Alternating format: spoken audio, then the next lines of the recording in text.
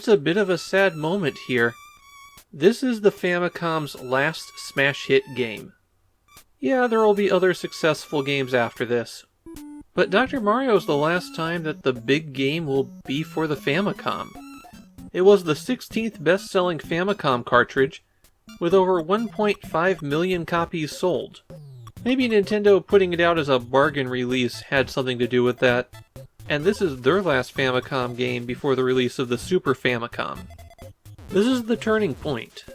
There's still roughly 380 Famicom games to go, but even the most successful and well-remembered of them won't have the impact of what came before.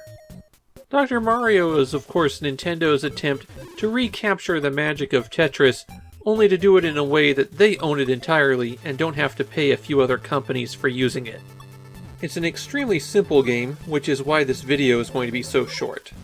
On every level, the medicine bottle gets populated with viruses. How many appear depends on the stage number. Pills drop into the bottle one at a time, and the pills are twice as wide as the viruses. The viruses come in 3 varieties: red, yellow, and blue. The pills also have those colors, though they can be split in half. Lining up 4 of the same color, whether it's viruses or pills, makes those squares vanish. And your goal is to get rid of the viruses. Do that, and you move on to the next stage, and repeat it all over again. There's actually congratulatory messages that kind of count as endings if you manage to successfully complete levels 10 and 20, though the game just keeps on going afterwards. If the pills ever reach the top and block the neck of the bottle, then you lose. When you start the game up, you can choose to begin play at any level up to 20. Have an option for 3 initial drop speeds, though that drop speed increases as the game goes on, and you can pick between a few styles of music. There's also a 2-player mode, but the interaction here is just about non-existent.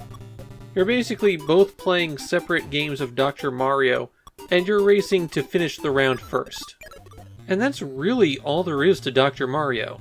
It's about as simple of game as you can get. Nintendo would remake it a few times. The Super Famicom version was only available through the Satellaview service or through Nintendo Power programmable cartridges. And the only real sequel, Dr. Mario 64, was never released in Japan. It's also the last game to get a conversion to the Versus series of arcade games. Though, once again, Versus Dr. Mario never came out in Japan. As you might expect from a game that sold more than 1 million copies, it's still very popular there. My own view is more conflicted. I like to play Dr. Mario, but I also find it to be way too easy. I basically have to play at level 15 or above to have a challenge. And I can regularly clear level 20 if I set the speed to slow.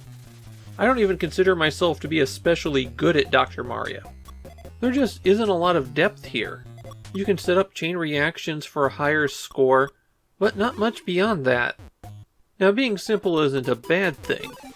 I can pull down Dr. Mario and play it for half an hour and be satisfied. It's a good puzzle game. I just wish there was a bit more meat on the bones.